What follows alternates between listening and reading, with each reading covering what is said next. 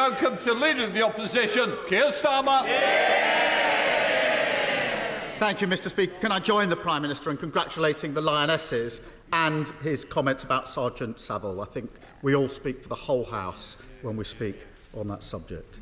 I'd also like to extend the warmest welcome to our new Labour member for Selby and Ainsty. He's already made history for the Labour Party by overturning the largest Tory majority ever in a by-election. And I'd also welcome the honourable members for Uxbridge and South Ruislip, Somerton and Frome. Mr Speaker, the roof of Singlewell Primary School in Gravesend collapsed in May 2018. Thankfully, it happened at the weekend and no children were injured. The concrete ceiling was deemed dangerous and liable to collapse, and everyone knew the problem existed in other schools. Yet the Prime Minister decided to halve the budget for school maintenance just a couple of years later. Does he agree with his Education Secretary that he should be thanked for doing a good job? Mr Speaker, I know how concerned parents, children and teachers are, and I want to start by assuring them that the government is doing everything it can to fix this quickly and minimise the disruption to children's education. We make no apology for acting decisively in the face of new information. And let me provide the House with an update on where we are. Of the 22,000 schools in England, the vast majority won't be affected. In fact, in 2/3 of inspections of suspected schools, RAAC is not actually present. And to tackle the 1% of schools that have been affected so far, the 1%, we are assigning each of those schools a dedicated caseworker and providing extra funding to fix the problem. In the majority of cases, children will attend school as normal, and the mitigations take typically just days or weeks to complete. We will do everything we can to help parents, support teachers, and get children back to normal school life as quickly as possible. Keir Starmer. Well, Mr Speaker, Wood Green Academy in Sandwell was on Labour's building list in 2010. They scrapped it, and now children there are in a crumbling school. The head of the National Audit Office accuses him of taking a sticking plaster approach. The NAO report says he cut £869 million. The person who ran the Department for Education says he is personally responsible. Now, on Monday, he leapt to his own defence, saying it's utterly wrong to blame him. So why does literally everyone else say it's his fault? Mr Speaker, the professional advice from the technical experts on RAAC has evolved over time, and indeed it is something that successive governments have dealt with, dating back to 1994, Mr Speaker. Now, as new advice has come forward, the government has rightly, decisively and swiftly acted in the face of that advice. But he talked about school budgets and talked about what I had done, but let me just walk him through the facts of actually what that spending review did, because he brought it up. Well, no, he's brought it up, so presumably he would like to hear the facts. Funding for school maintenance and rebuilding will average £2.6 billion a year over this Parliament as a result of that spending review, which represents a 20% increase on the years before. Indeed, Mr Speaker, far from cutting budgets, as he alleges, the amount spent last year was the highest in a decade. That spending review maintained, Mr Speaker, that spending review maintained the school rebuilding programme, delivering 500 schools over a decade, a pace completely consistent with what had happened previously. And, Mr Speaker, it is worth pointing out that during the parliamentary debates on that spending review, the Labour Party and him did not raise the issue of RAAC one single time. So before he jumps on the next political bandwagon, he should get his facts straight.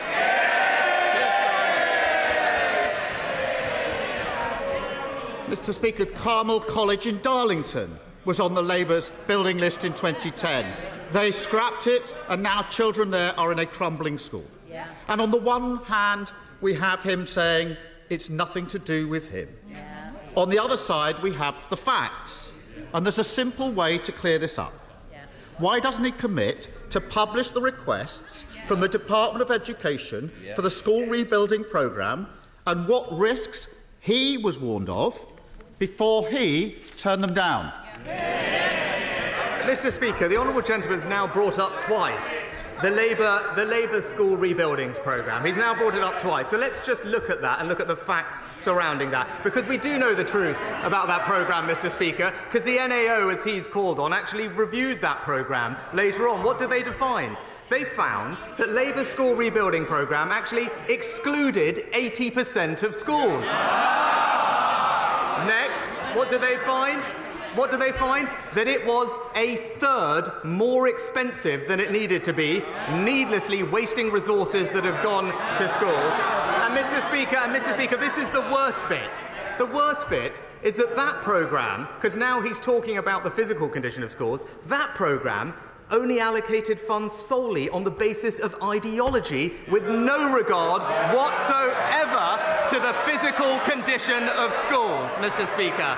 That's why the independent James Review described that programme as time-consuming and expensive, just like the Labour Party.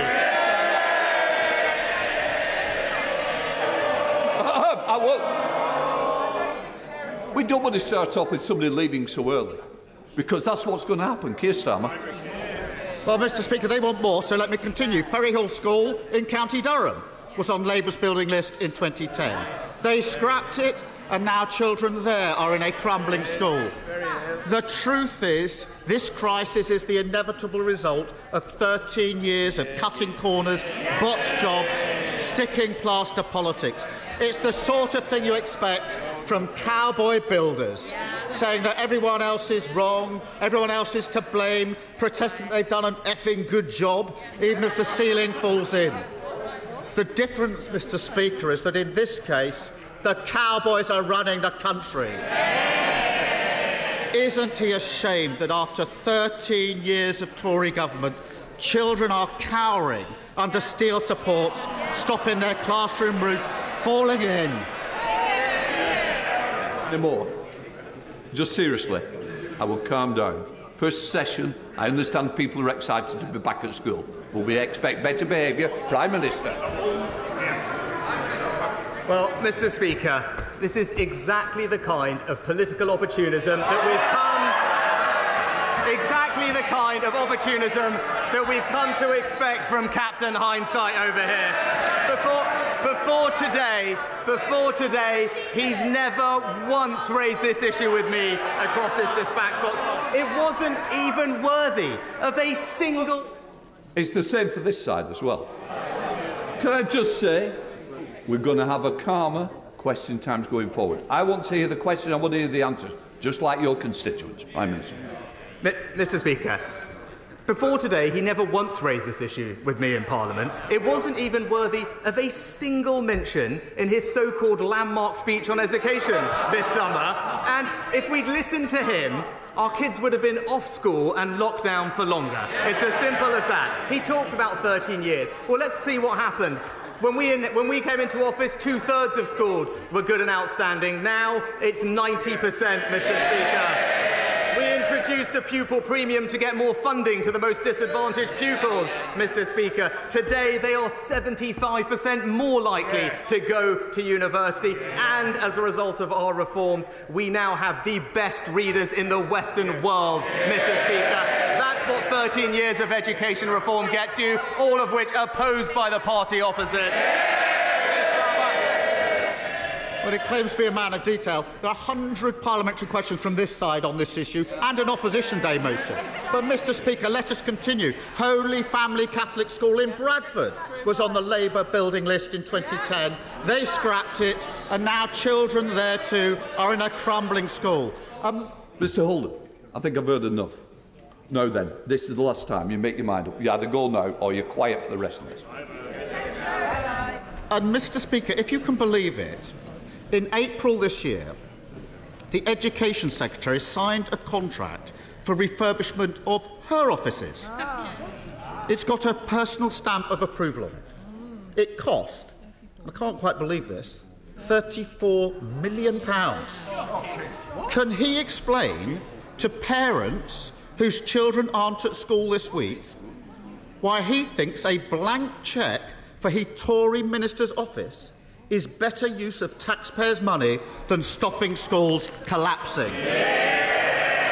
Well, Mr. Speaker, what I'd say to parents is, in the receipt of new information, we have acted decisively to ensure the safety of children and minimise disruption to education, as we have laid out and communicated extensively. That is the right thing to do. And I would also gently point out to him, Mr. Speaker, whilst the Department for Education started this process 18 months ago in spring of last year, as far as I can tell, in Labour-run Wales, they still don't know which schools are affected, Mr. Speaker. But again, he brought up this issue of funding, Mr. Speaker. And again, let's look back to what happened in that spending review. Because in that spending review, I increased the Department for Education's capital budget by 25% to a record £7 billion, Mr. Speaker. It tripled the amount that we spend on children with special education needs and disabilities. It improved the condition of the overlooked FE estate, and it set the course for per-pupil funding to be the highest ever. But it also, Mr. Speaker, crucially, invested £5 billion to help our pupils recover the lost learning from COVID. £5 billion, Mr. Speaker, and he might remember that, because we wanted pupils learning, he wanted longer lockdowns. Keir Starmer. I think he just doesn't get how this "it's all fine" out there is so at odds with the lived experience of millions of working people across this country. And, Mr. Speaker, let's go on. This is a long list. At least 6 schools in Essex were on Labour's building list in 2010. They scrapped them, and now children there are in crumbling schools. What he won't admit is the reason he cut these budgets, ignored the warnings, is quite simple. Just like he thought his tax rises were for other families to pay, he thinks his school cuts are for other families to endure. Doesn't it tell you everything you need to know? That he's happy to spend millions of taxpayers' money sprucing up Tory offices, billions to ensure there's no VAT on Tory school fees, but he won't lift a finger when it comes to protecting other people's schools, other people's safety, other people's children. Mr. Speaker, I know he comes here with these prepared scripts, but he hasn't listened to a single fact of 6 questions about the record amounts of funding going into schools, about the incredible reforms to education impacting the most disadvantaged children in our society, a record that we are rightly proud of. And yes, of course we can name the schools. That's because we are reacting to information and publishing that information, Mr. Speaker, so we know where the issues are, something that we're still waiting for by the Welsh Government in Wales. But, Mr. Speaker, of course he wants to try and score political points of something that we are dealing with in the right and responsible way. But I do note that he has not mentioned a single other thing that has happened since we last met across these dispatch boxes, Mr. Speaker. He talked about hard-working families across Britain, but what's happened? Energy bills, down, Mr. Speaker. What's happened to inflation? Down, Mr. Speaker. What's happened to small boat crossings? Down, Mr. Speaker. And when it comes, Mr. Speaker, to economic growth, what's happened? It's gone up, Mr. Speaker. He tried time and time again to talk down the British economy, but people weren't listening, thankfully. His entire economic narrative has been demolished, and the Conservatives are getting on delivering for Britain.